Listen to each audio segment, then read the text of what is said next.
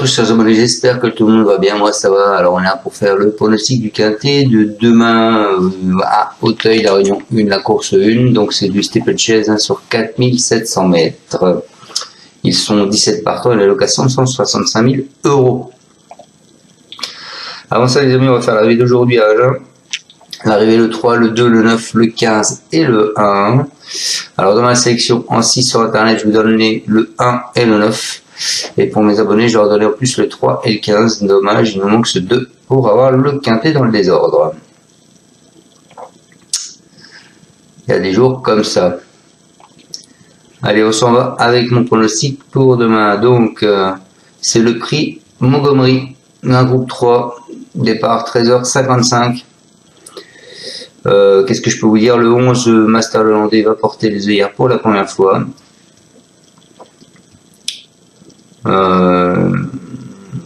Le passé de la course, on le verra tout à l'heure. Bon, écoutez, on va partir avec mon pronostic derrière directement. Moi, je pars en tête avec Master Hollandais, justement, le 11. Alors, c'est un concurrent de Donatien Sourdeau de Beaujard. Il fait preuve d'une belle régularité depuis qu'il a été dirigé vers le steeplechase. Passé tout près de la victoire dans le quintet du 18 août à Clairefontaine, il s'est depuis bien comporté dans le violon 2. Si tout se passe bien, il devrait une nouvelle fois prendre une part active à l'emballage final. Ensuite, je vous ai mis le 7. Le 7 qui est Go Fast du Berlay. En dernier lieu, ce représentant du Haras Berlay a remporté le grand steeplechase de conseil départemental de la Mayenne, notamment devant Écoute en tête et Corail Belair. Véritable adepte des pistes lourdes, il pourrait bien s'illustrer à l'occasion de son premier quintet. Ensuite, je vous ai mis le 1, les amis. On met toujours l'as à Auteuil. Bon, des fois, il ne faut pas le mettre, mais là, je pense qu'on est un peu obligé. C'est Indivis. Il est placé du prix Orcada. C'est un groupe 3 en 2022. C'est un pensionnaire d'Augustin Adeline de Bois-Brûlé. A écarté de la compétition entre novembre 2022 et mars 2024. Il a plaisamment renoué avec la victoire le 15 juin dans une listed avant de confirmer dans le violon 2 face à plusieurs de ses adversaires du jour. Malgré les 9 livres de surcharge, il peut poursuivre sa belle série. Ensuite, bah écoutez, moi je vous ai mis le 15, Guéluron. L'an passé, dans cette épreuve, ce concurrent du Haras Saint-Voire n'avait pu se mettre en évidence et avait pris une lointaine 7e place. Depuis, il n'a pas brillé qu'en province, il ne dispose plus d'aucune marge de manœuvre dans cette catégorie. Toutefois, il a été revu à la baisse et je pense qu'il peut faire reparler de lui. Ensuite, bah écoutez, encore un cheval que tout le monde, personne va vous donner ou pas grand monde. Je vous ai mis le 13, Écoute en tête. Il dominait lors du quintet du 19 août à Clairefontaine, c'est un représentant de l'élevage des Vallons. Il a depuis rassuré en se classant 2e de Go Fast du Berlay à Cran. Il s'est déjà illustré sur ce parcours proposé. Je pense qu'il mérite notre confiance pour son retour sur la butte Mortemart. Et pour finir ma sélection, j'ai longtemps hésité entre 2 chevaux. Mais je vais vous donner celui-là. Je vous ai mis le 10, Irona Voilis. Ça a été surprenante le raid d'un quintet plus au printemps sur un tracé plus court. C'est une élève de Michael Meskam. Elle n'a ensuite pu confirmer avec la surcharge. Elle n'a encore jamais brillé sur des distances de plus de 4000 mètres, mais bon.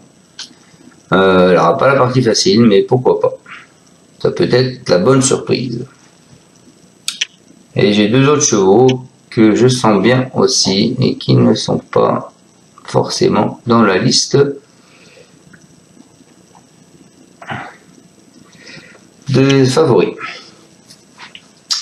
Alors on est parti avec ma sélection, donc le 11 en tête. Le 11, c'est Master No Nantais, les œillères pour la première fois. C'est Lefebvre. Il nous dit il a très bien couru en dernier lieu pour son parcours à Auteuil. Je ne suis pas sûr que l'alourdissement du terrain soit en sa faveur, mais je lui mets mes œillères pour la première fois pour tenter de le rendre un peu plus courageux pour finir. Je ne pense pas que la distance et la piste extérieure le gênent. On va essayer de courir pour lui et chercher la plus grosse allocation possible. Ensuite, je vous ai mis le 7. Le 7 qui est Go Fast du Berlay. C'est Guillaume Macaire, c'est Dubourg qui va le monter. Il nous dit il vient d'assez bien gagner le Grand Steeplechase de Cran. Il est bien, cela reste un peu un essai dans ce type de course. Ce genre de parcours exige et est exigeant. C'est surtout ça qui va lui plaire. Il n'y a pas beaucoup de lignes le concernant et il n'est pas expérimenté dans ce genre de handicap. Cela dit, il a le profil qui ne doit pas être si éloigné.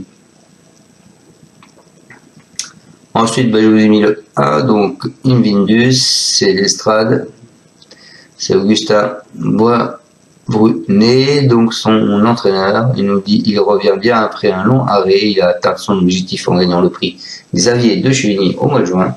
Il vient de faire une semi-rentrée en remportant très plaisamment le prix Violon 2. Il a été pénalisé de 4,5 kg, c'est la seule chose contre lui.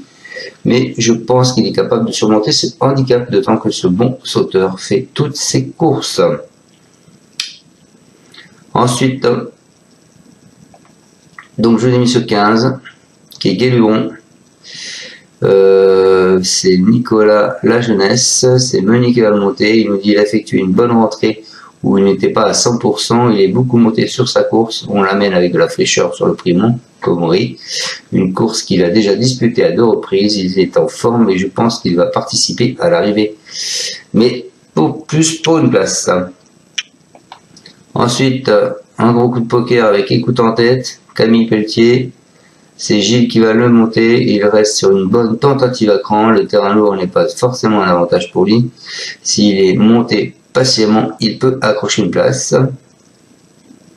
Et je finis avec le 10 Irona Wallis. C'est Michael Mescam.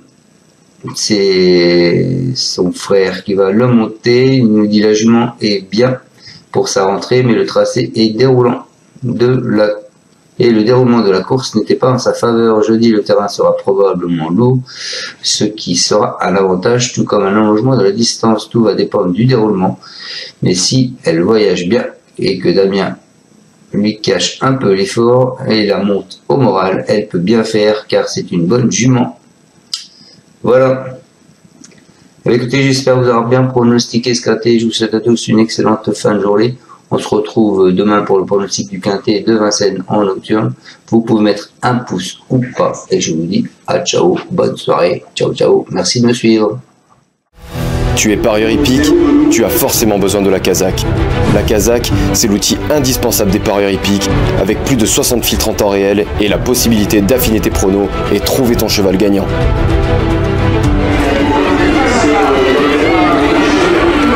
La Kazakh, l'outil indispensable des parieurs hippiques et des passionnés.